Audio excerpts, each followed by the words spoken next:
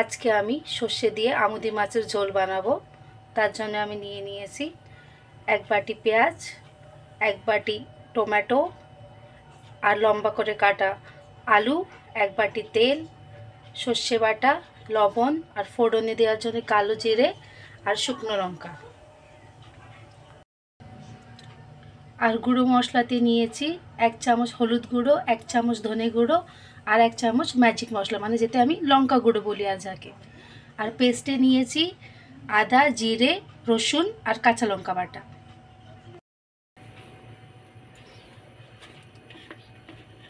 এখন আমি আমুদি মাছে হলুদ আর লবণটা মাখিয়ে নেব। দিয়ে দিলাম হলুদ, দিয়ে দেব লবণ, দিয়ে ভালো করে আমি মাখিয়ে নেব মাছটাকে।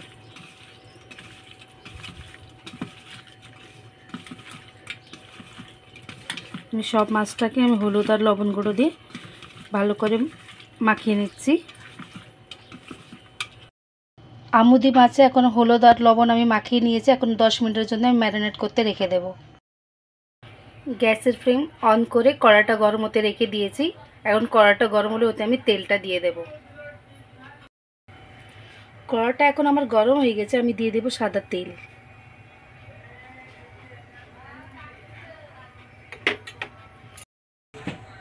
তেলটাও এখন আমার গরম হয়ে গেছে, ওতে আমি দিয়ে দেব মাছ।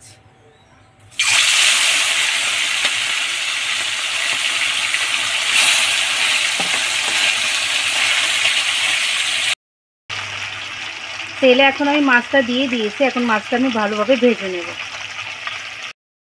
মাছটা এখন একটা পিঠে লাল করে ভাজা হয়ে গেছে। এখন আমি পাল্টে দেবো মাছটা। পাল্টে দিয়ে এই পিঠটাও লাল করে আমি ভাজবো।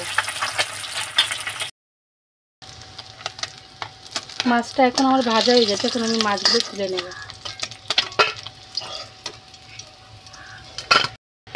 একইভাবে মাছগুলো, বাকি মাছগুলো যে ছিল এগুলো আবার আমি তেলে ভেজে নেব।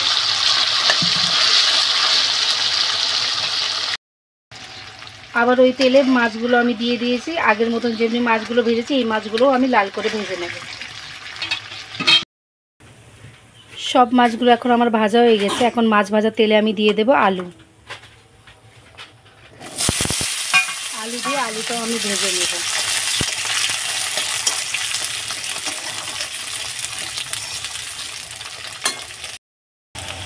আলুটা একটু লাল করে ভেজে নিচ্ছি।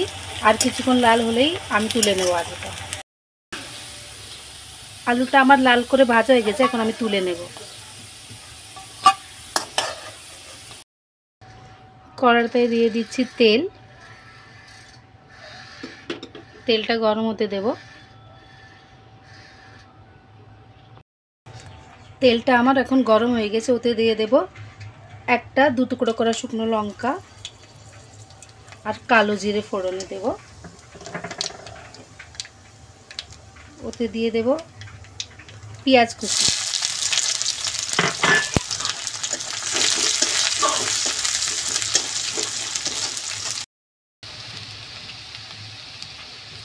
তেলে আমি পেঁয়াজটা দেওয়ার পরে পেঁয়াজটা হালকা লাল হওয়া অবধি আমি ভেজে নেব।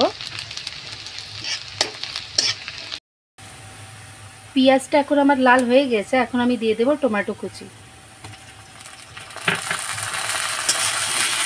টমেটো কুচি দিয়ে ভালো করে টমেটো কুচি আর পেঁয়াজটা ভালো করে মিক্স করে নেব।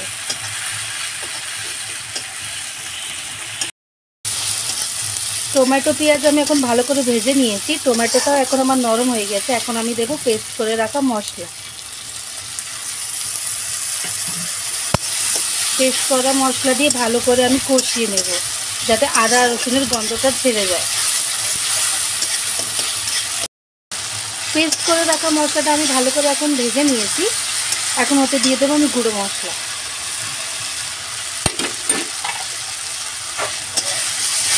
গুঁড়ো মশলাটাও আমি 3-4 মিনিটের মতন ভেজে। গুঁড়ো মশলাটা এখন আমার ভালো করে কষানো হয়ে গেছে। এখন ওতে আমি দিয়ে দেবো 1 চামচ সর্ষে বাটা। সর্ষে বাটা দেওয়ার পরে আমি 1 মিনিটের মতো নাড়িয়ে নেব। বেশি নাড়াবো না সর্ষে বাটা দিয়ে। ওর পরে ওতে দিয়ে দেবো আমি আলু।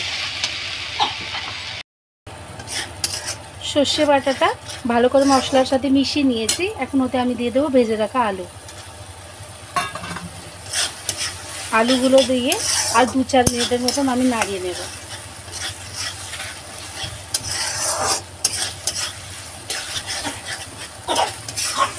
আলুটাও মশলার সাথে আমি 2-4 মিনিট মিশিয়ে নিয়েছি। এখন ওতে আমি দিয়ে দেব পরিমাণ মতন জল।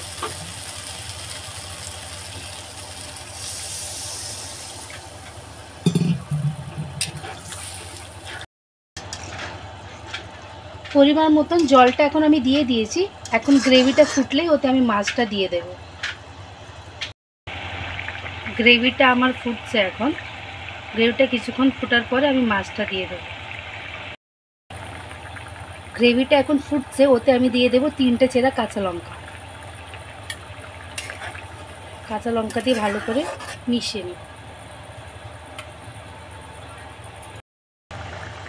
গ্রেভিটা এখন আমার ভালোই ফুটে গেছে। এখন আমি দিয়ে দেব ভেজে রাখা মাছ।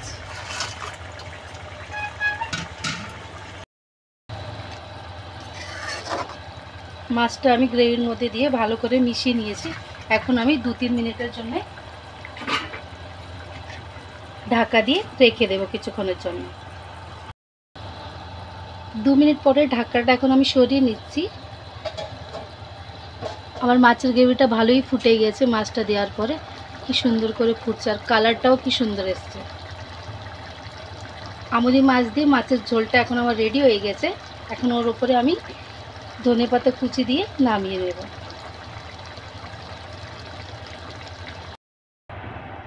ধনেপাতা কুচি দেওয়ার পরে এখন আমি গ্যাসের ফ্লেমটা অফ করে দেব। সর্ষে বাটা দিয়ে আমুদি মাছের ঝোলটা আমার রেডি হয়ে গেছে।